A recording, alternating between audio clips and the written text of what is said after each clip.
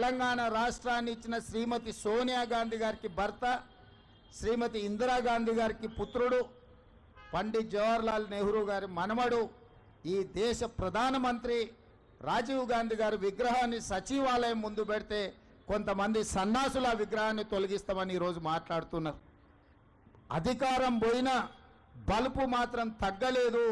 నీ బలుపు అనగదీసే బాధ్యత ఇక్కడున్న మా కాంగ్రెస్ పార్టీ కార్యకర్తలు తీసుకుంటారని చెప్పి ఈ టీఆర్ఎస్ సన్నాసులకు నేను చెప్పదలుచుకున్నా. ఆ సన్నాసి దుఃఖం బాధ ఏందని నేను కనుక్కుంటే అక్కడ వాళ్ళ అయ్య విగ్రహం పెడదాం అనుకున్నాడట.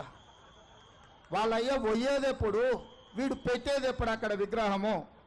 ఈ దేశానికి స్వతంత్రం తెచ్చిన కుటుంబము, ఈ దేశం కోసం 2 తరాలు ప్రాణాలు ఇచ్చిన కుటుంబము, ఈ తెలంగాణ రాష్ట్రాన్ని ఏర్పాటు చేసిన కుటుంబము సచివాలయం ముందు కోట్లాది ప్రజలకు స్ఫూర్తిగా అమరవీరుల స్తూపం పక్కన ఈ దేశం కోసం అమరుడైన శ్రీ రాజీవ్ గాంధీ గారి విగ్రహం పెట్టడం సముచితం.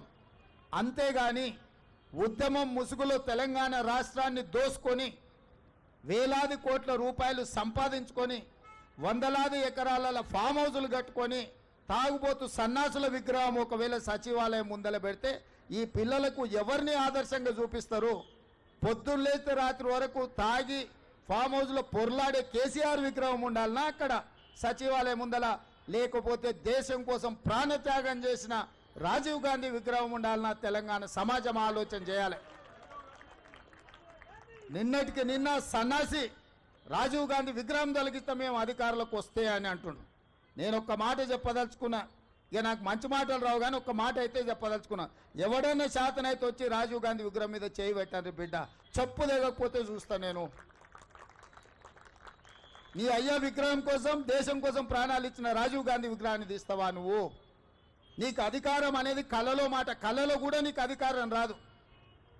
అసెంబ్లీ ఎన్నికల్లో 39 సీట్లు ఇస్తే పార్లమెంట్లో వస్తే 7 సీట్లలో డిపాజిట్ పోయింది, 15 సీట్లలో 3rd ప్లేస్లో వచ్చిన సన్నాసి నీ పార్టీ మళ్ళీ అధికారంలోకి వస్తుందా? నీవు మళ్ళీ రాజీవ్ గాంధీ విగ్రహాన్ని తీస్తా అని మాట్లాడతావా? చింతమడకకు పోతావు బిడ్డ, నువ్వు అనుకుంటున్నావు ఈ చింతపండు అవుతుంది అక్కడికి గిన వస్తే. ఆయనకి ఇప్పుడు తెలంగాణ తల్లి గుర్తొచ్చింది. ఇన్ని రోజులు గాడిదలను కాసినవా? 10 సంవత్సరాలు తెలంగాణ తల్లి విగ్రహం పెట్టాలని సన్నాసి తెలంగాణ గురించి మాట్లాడే నైతిక హక్కు నీకెక్కడదని నేను అడగదలుచుకున్నా. అందుకే పెద్దలు బట్టి విక్రమార్క గారి అనుమతితోని డిసెంబర్ 9, 2024 నాడు సచివాలయం లోపలనే తెలంగాణ తల్లి విగ్రహం పెట్టే బాధ్యత మేము తీసుకుంటాం. డిసెంబర్ 9, 2009 నాడు యూపీఏ చైర్పర్సన్ శ్రీమతి సోనియా గాంధీ గారి నాయకత్వంలో ఈ దేశ ప్రధానమంత్రి మన్మోహన్ సింగ్ గారి క్యాబినెట్ మంత్రివర్గం శ్రీ చిదంబరం గారు తెలంగాణ రాష్ట్ర ఏర్పాటు ప్రకటనను డిసెంబర్ 9 నాడు ప్రకటించారు. ఇదే కాకుండా మన నాయకురాలు శ్రీమతి సోనియా గాంధీ గారి జన్మదినం కూడా డిసెంబర్ 9. ఖచ్చితంగా తెలంగాణ తల్లి విగ్రహం సచివాలయం బయట కాదు, సచివాలయం లోపల తెలంగాణ తల్లి విగ్రహాన్ని ప్రతిష్ఠించే బాధ్యత నేను మా మిత్రుడు బట్టి విక్రమార్క గారు తీసుకుంటాం. హైదరాబాద్ నగరంలో మా హనుమంతన నాయకత్వంలో ఈ కార్యక్రమాన్ని చేపడతాం. మా చిత్తశుద్ధిని, మా నైతికతను ఏ సన్నాసి ప్రశ్నించాల్సిన అవసరం లేదు.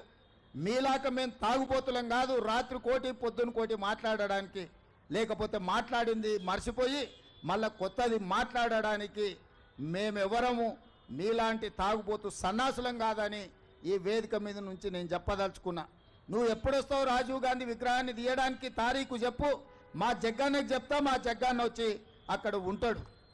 అప్పుడు తెలుస్తుంది బిడ్డ నీకు రాజీవ్ గాంధీ విగ్రహాన్ని ముట్టుకుంటే ఏమవుతుందో. అప్పుడు కానీ నీకు అర్థం కాదు. ఈరోజు నేను సూటికి ఒక్కటే మాట చెప్పదలుచుకున్న టీఆర్ఎస్ నాయకులకు, అధికారం కోల్పోయి విచక్షణ రహితంగా అసహనంతోని అర్థం పర్థం లేని మాటలు మాట్లాడితే తెలంగాణ సమాజం నుంచి మిమ్మల్ని సామాజిక బహిష్కరణ చేయాల్సి వస్తుంది. శ్రీ రాజీవ్ గాంధీ గారి విగ్రహం యువతకు ఒక స్ఫూర్తి. ఈ యువత ఈరోజు సాంకేతికంగా రాణించిండ్రు. ఈ దేశంలో లక్షలాది కోట్ల రూపాయల ఆదాయం వస్తుందంటే ఐటీ రంగాల నుంచి ఈరోజు వస్తుంది. అట్లాంటి స్ఫూర్తినిచ్చిన రాజీవ్ గాంధీ గారి విగ్రహం సచివాలయం ముందు అమరవీరుల స్తూపం పక్కన ఉండడం సముచితం. నీ అయ్యా 10 ఏళ్ళు రాష్ట్రాన్ని దోసుకున్న ఒక దొంగ ఆ దొంగ కోసం అక్కడ విగ్రహం పెడితే తెలంగాణలో ఉన్న వాళ్ళందరూ దొంగలుగా తయారవుతారు ఇట్లాంటి దొంగ విగ్రహం పెడితే. కాబట్టి అట్లాంటి దొంగలకు స్థానం లేదు, అట్లాంటి దొంగలను క్షమించే సమస్యనే లేదు. మా జగ్గానే చెప్తున్నాడు, దొంగలే కాకుండా తాగుబోతులు కూడా తయారవుతారు ఆయన విగ్రహం పెడితే అని. కాబట్టి సచివాలయం ముందల తాగుబోతులకు దొంగలకు స్థానం లేదు. దేశం కోసం ప్రాణాలు అర్పించిన అమరుడైన శ్రీ రాజీవ్ గాంధీ గారి విగ్రహం అక్కడ పెట్టడం సముచితం. వారి విగ్రహం పెడతాం. రాబోయే 15-20 రోజుల్లో పెద్ద ఎత్తున రాజీవ్ గాంధీ అభిమానులను లక్షలాది మందిని జమ చేసి అక్కడ ఆ విగ్రహావిష్కరణ కార్యక్రమాన్ని చేపడతాం. ఇవాళ చేద్దాం అనుకున్నాం కానీ ఇంకా కొన్ని పనులు పూర్తి కాకపోవడం వల్ల విగ్రహావిష్కరణ చేసుకోలేదు. తొందరలోనే పెద్ద ఎత్తున ఒక పండుగ వాతావరణంలో శ్రీ రాజీవ్ గాంధీ గారి విగ్రహాన్ని సచివాలయం ముందు ప్రారంభించుకోబోతున్నాం.